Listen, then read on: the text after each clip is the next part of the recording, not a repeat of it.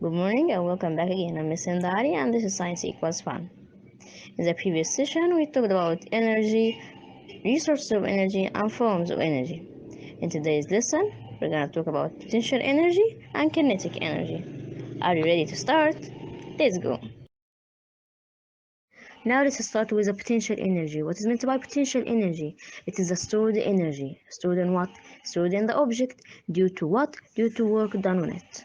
Okay, now look at this image.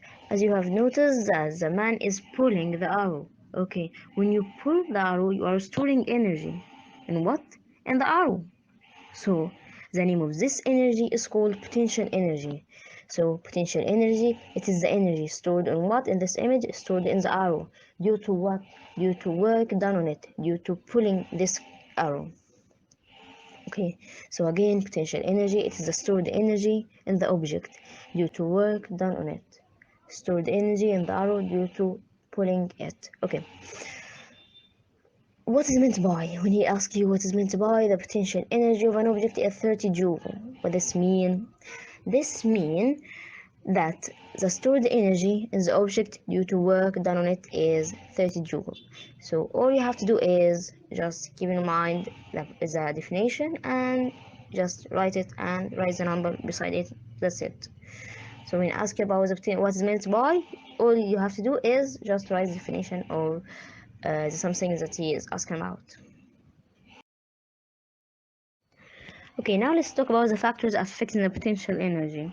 Okay, just imagine with me. You have two balls. One of them is huge or big. One of them is small. Okay. Then you raise them at the same height. Then you leave them. What will happen? Which one of them will make louder sound when it touches the ground? Of course, the bigger one. Okay. So one of them has larger mass than the other. Okay. And it has larger weight. Okay, what is the difference between weight and mass? The mass is like when you say that maybe 50 kilogram and 45 kilogram, this is the mass. But the weight is related to the mass and the gravity. The gravity, of course, the gravity is trying to attract you or to pull you towards the ground.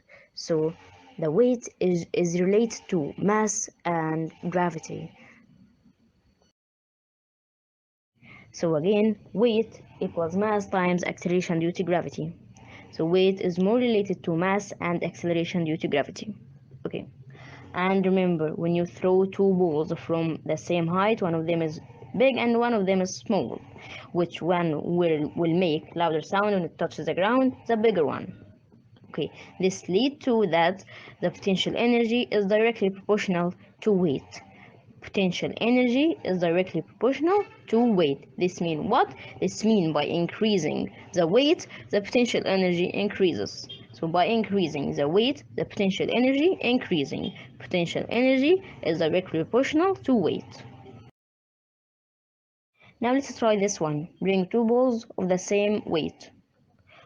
Okay, raise them to different heights. Then leave both. Which one of them will make louder sound when it touches the ground? Of course, the one at the higher point. Okay, this leads to what? This leads that potential energy is directly proportional to height. Potential energy is directly proportional to height. Okay, this means by increasing the height, the potential energy increases. By increasing the height, the potential energy increases. Okay, since we know that potential energy is directly proportional to height and the potential energy is directly proportional to weight, we can say that potential energy equals weight times height. Okay, just don't miss this. The measuring unit of potential energy is joule. The measuring unit of weight is Newton. The measuring unit of height is meter. Potential energy, joule, weight, Newton, and height, meter. So keep this in your mind. Potential energy equals weight times height.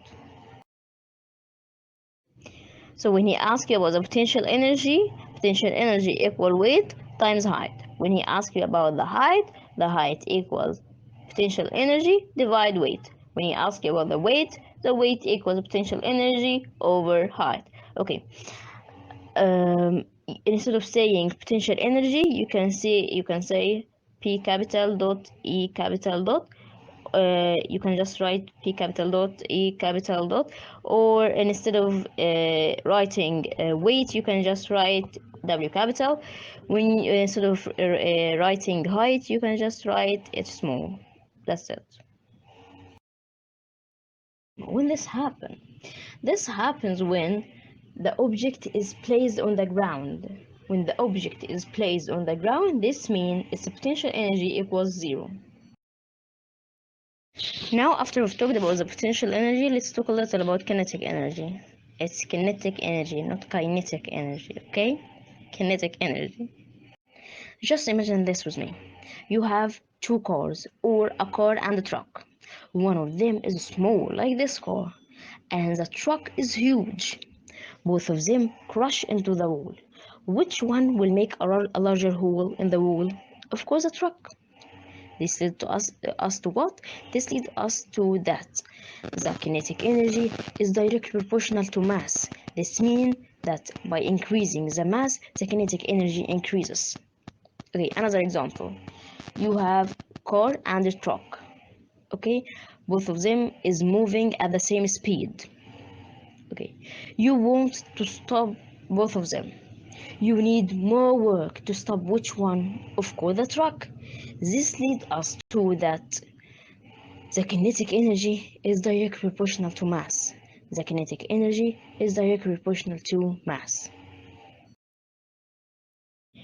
You have two cars of the same mass. One of them is fast, one of them is slow. Both of them crash into the wall. Which one will make a larger hole? Of course, the faster one. Okay. Why? Because the kinetic energy is directly proportional to speed or velocity. Because the kinetic energy is directly proportional to speed. Okay, this means what? By increasing the speed, the kinetic energy increases. Just imagine this with me. You have two cars of the same mass. One of them is fast, one of them is slow. Okay, what happens? You need more work to be done to stop which one? Of course, the faster one. So why? Because the kinetic energy is directly proportional to speed. This means by increasing the speed, the kinetic energy increases. So again, by increasing the speed, the kinetic energy increases.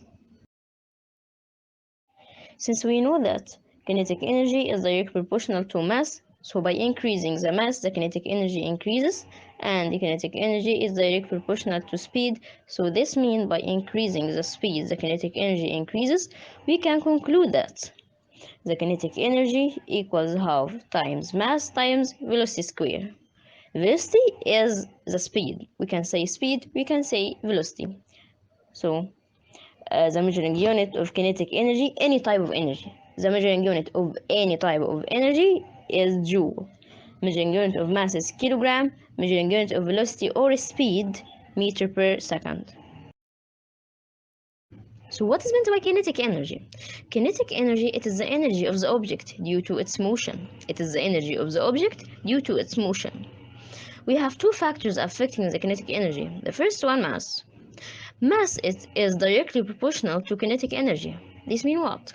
This means by increasing the mass, the kinetic energy increases. By decreasing the mass, the kinetic energy decreases. The second is velocity. We can say velocity or speed. Velocity is directly proportional to kinetic energy. Velocity is directly proportional to kinetic energy. This means by increasing the velocity, kinetic energy increases. By decreasing the velocity, kinetic energy decreases. So we have two factors affecting the kinetic energy, mass and velocity. And we have two factors affecting the potential energy. Can you remember? Think a minute. Bravo. Width and height.